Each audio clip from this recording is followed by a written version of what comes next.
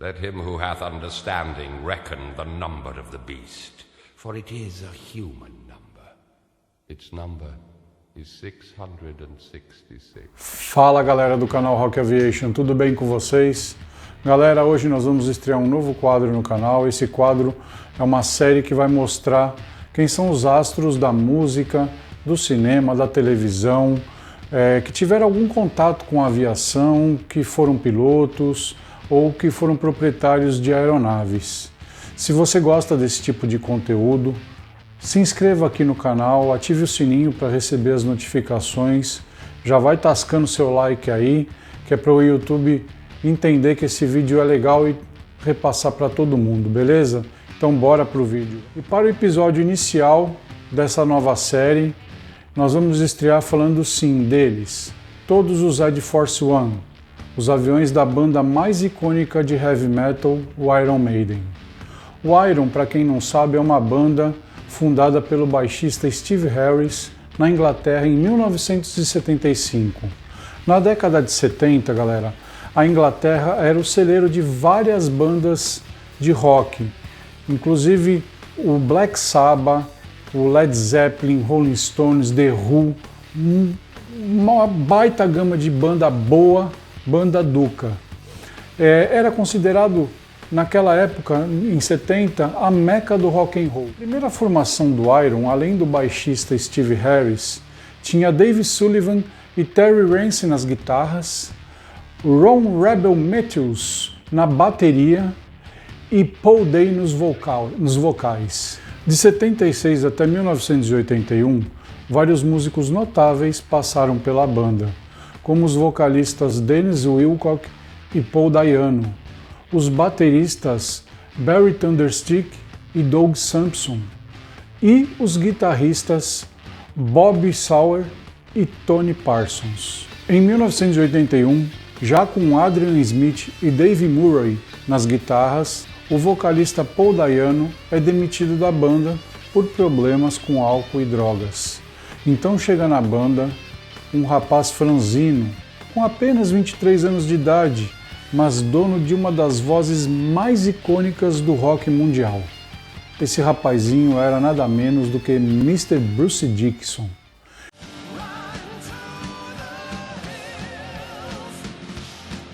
Em 1982, o baterista Clive Burr deixa a banda por problemas pessoais, em plena explosão do álbum The Number of the Beast, que é esse álbum que está bem aqui em cima do meu lado. Esse álbum foi sucesso nas paradas rock da Europa e dos Estados Unidos e estreava nos vocais Sir Bruce Dickinson. No lugar de Clive, entra na banda um cara que, na minha opinião, ele foi um dos responsáveis pela existência dos Air Force One. Esse cara era um baterista notável, mas mais pra frente vocês vão entender. Esse é Nick McBrain.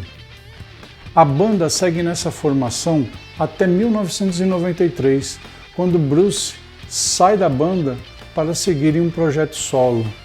Mas essa saída, ela não foi assim tão catastrófica para a banda como os fãs imaginavam na época.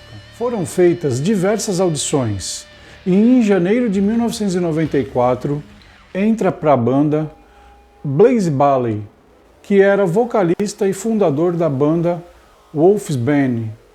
Blaze permaneceu no Iron até fevereiro de 1999, quando Bruce e Adrian Smith retornaram, e essa formação permanece assim até hoje. Vale lembrar que o brasileiro André Matos, que foi vocalista das bandas Viper, Angra e Xamã, participou das audições feitas pelo Iron na escolha do substituto de Bruce, mas aí acabou entrando o Blaze no lugar. Eles deram preferência para um vocalista britânico. Outro dado interessante da banda é que apenas Steve Harris e o guitarrista Dave Murray que participaram das gravações de todos os álbuns da banda. Eu vou deixar aqui na descrição do episódio a discografia completa do Iron. Mas a saída de Bruce não foi em vão.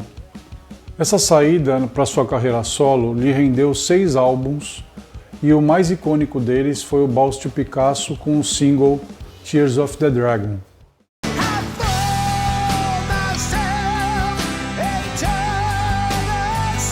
Bruce também aproveitou esse hiato da banda e tirou sua licença de piloto.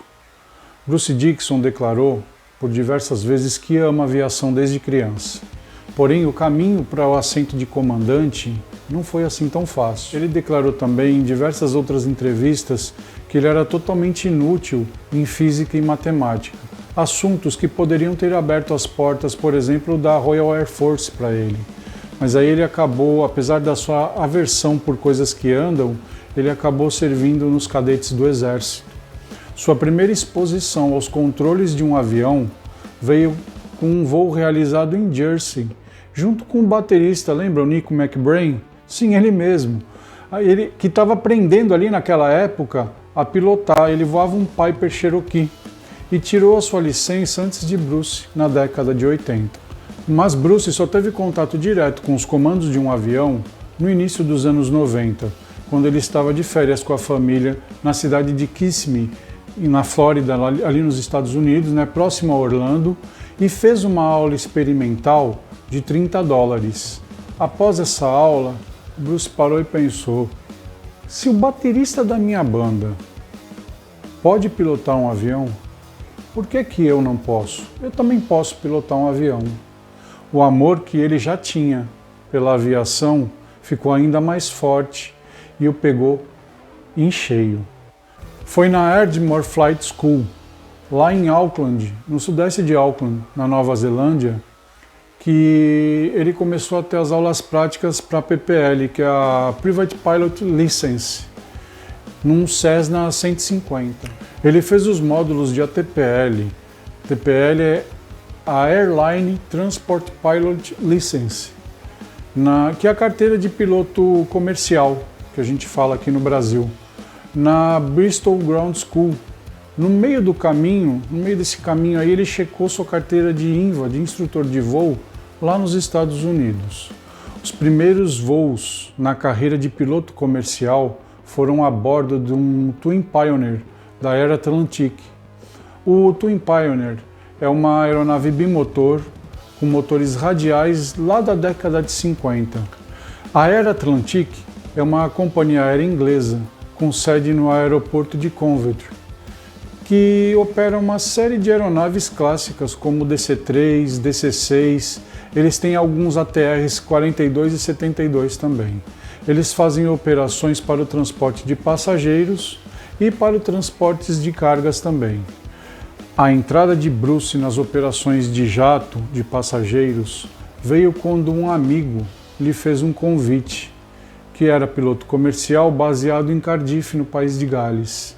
Ele convidou Bruce para voar algum tempo no simulador de voo.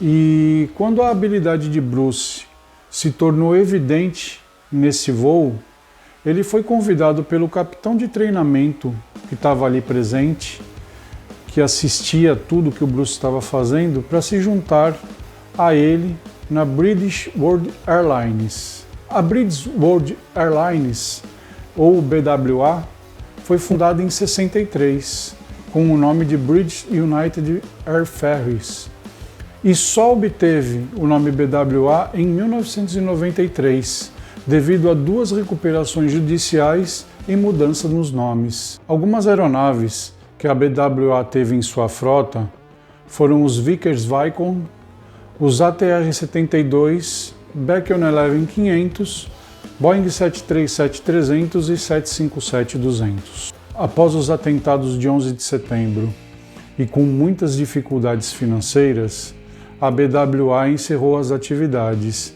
Então Bruce saiu da BWA e foi para a Austrian Airlines, que é uma empresa britânica que operou pelos céus europeus entre os anos de 2002 e 2011. A Austrian era uma empresa charter. Uma companhia charter é uma empresa que não tem operações regulares. A Austrian chegou a ter em sua frota 2 Boeing 737-300, 2 737-700 e 5 Boeing 757-200. E é sobre dois desses 757 da Austrius que nós iremos falar. Quando Bruce entrou na Austrius, ele entrou voando o 737. E algum tempo depois, ele checou o 757, que segundo ele é o equivalente aéreo ao Jaguar XK-8. O 757 é uma aeronave de classe 3, fez seu primeiro voo em 19 de fevereiro de 1982. O 757 e o 767 foram produzidos pela Boeing simultaneamente, por isso eles têm a característica muito parecidas.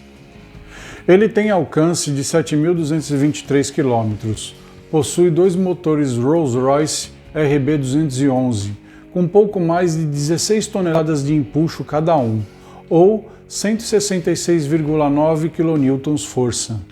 Com um peso máximo de decolagem de 104 toneladas e peso máximo de pouso de 89 toneladas, a velocidade máxima que ele atinge é de 530 nós, aproximadamente aí 980 km por hora, e uma velocidade de cruzeiro de 458 nós, que dá aí por volta de 850 km por hora. O teto máximo de operação dessa aeronave é de 42 mil pés.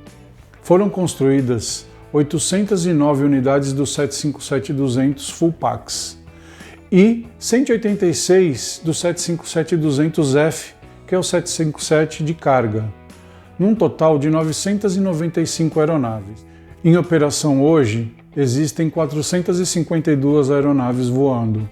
Em toda a sua história, apenas 11 aeronaves tiveram algum tipo de acidente. Por tudo isso, por todos esses dados, o 757 e o 767, que têm características semelhantes, são aviões muito confiáveis e têm uma legião de fãs. Além do 757 ser um Jaguar dos céus, fez sentido logístico para Bruce e para a banda fretar uma dessas aeronaves da própria empresa na configuração Kombi e pilotar durante a turnê Somewhere Back in Time.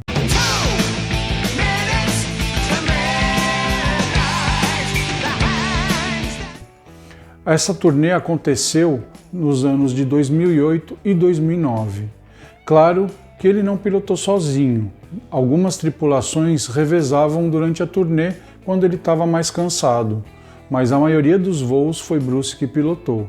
Bruce pensou, sendo um cara da aviação, se eu colocasse o equipamento do Iron, todo o equipamento em um avião, e eu pudesse fazer o itinerário tipo europeu, mas com uma base intercontinental. Nascia aí então o primeiro Air Force One, que teve esse nome de batismo por conta da mascote da banda, o Ed, e faz uma alusão ao Air Force One, que é o avião do presidente dos Estados Unidos. Ele foi estilizado com uma pintura bem peculiar, trazia o nome da banda na fuselagem, o nome da turnê e o Ed no leme de direção da aeronave. Esse 757, fretado pela banda, tinha a matrícula Golf Oscar Juliette Índia Bravo, e ele fez o seu primeiro voo em 16 de março de 1989. Esse avião ele passou com Iron por países como Rússia, Austrália, Japão, Brasil, Argentina, Canadá, Estados Unidos, Emirados Árabes Unidos. No total, eles voaram por 39 países, passando por mais de 80 cidades. Ou seja, eles voaram por quase todo o globo com o Oscar Juliette Índia Bravo. No final do contrato, eles devolveram esse avião à Austrius, que resolveu manter a pintura da banda no 757 e voou por um tempo assim. Mas, em um voo para o continente africano, eles tiveram que tirar o adesivo do Ed, porque os passageiros não queriam embarcar, alegando que o avião estava endemoniado. Hoje, esse 757 está voando na companhia americana Federal Express, com a matrícula November 938 Fox Delta, e leva o nome Isabella na fuselagem. Já para a turnê The Final Frontier,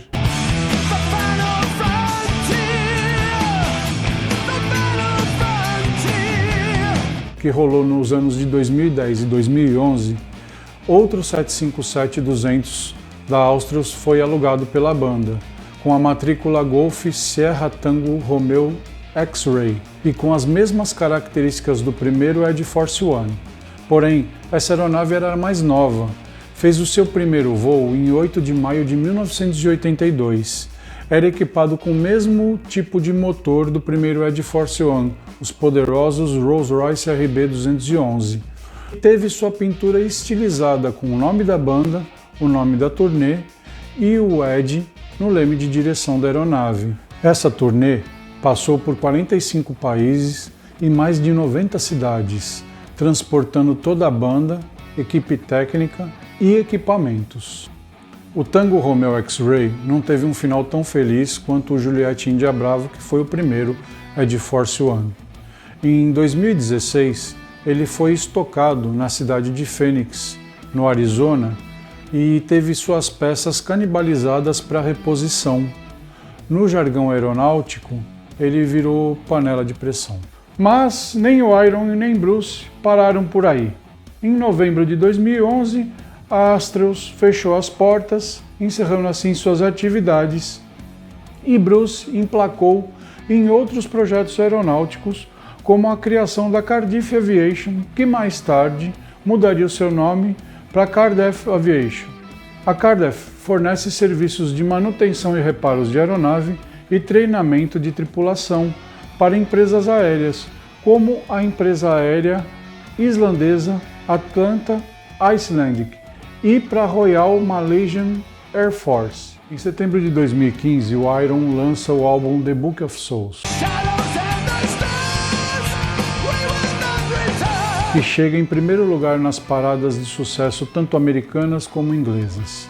E nessa época, Bruce já fazia o seu treinamento para voar aviões quadrimotores, mais especificamente o 747, no qual ele tinha um simulador dentro da sua própria empresa, a então Cardiff Aviation. Ele concluiu o treinamento do 747 em janeiro de 2016, bem a tempo para sair numa nova turnê com a banda, a turnê The Book of Souls.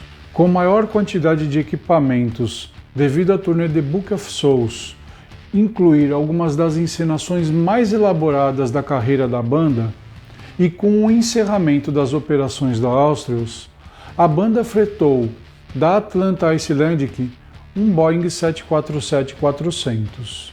Então, surge o imponente Air Force One.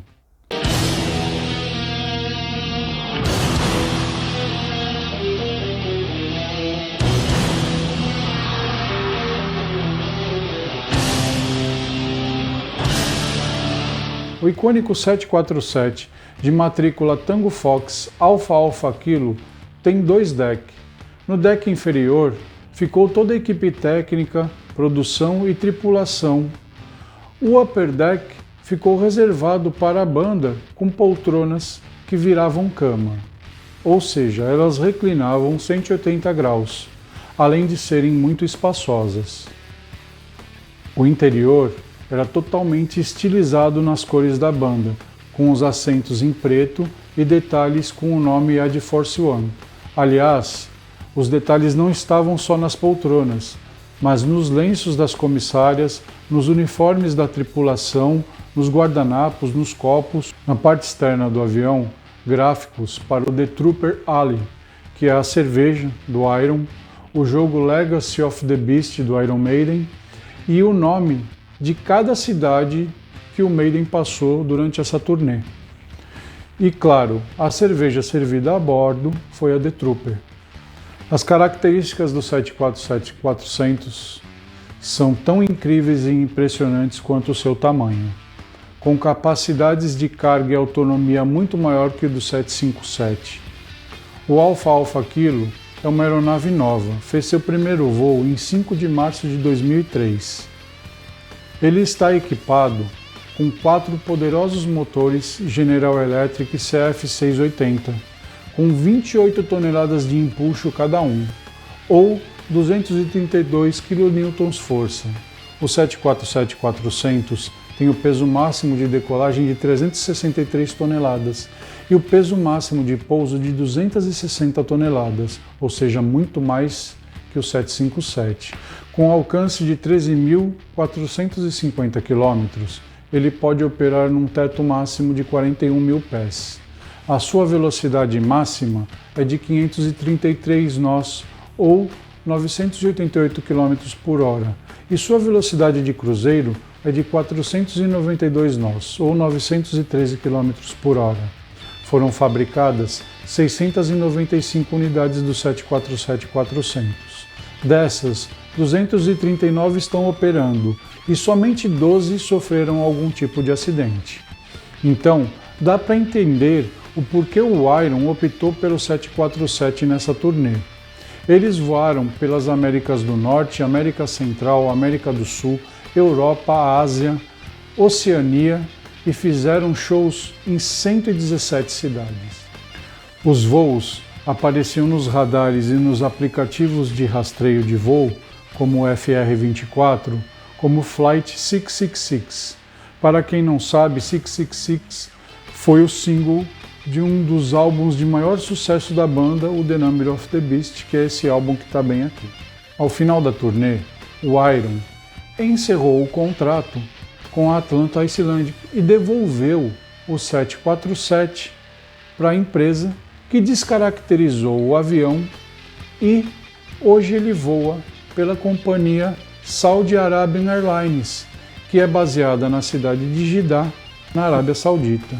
Ele permanece com a mesma matrícula Tango Fox Alpha Alpha Kilo. Bom, é isso aí, galera.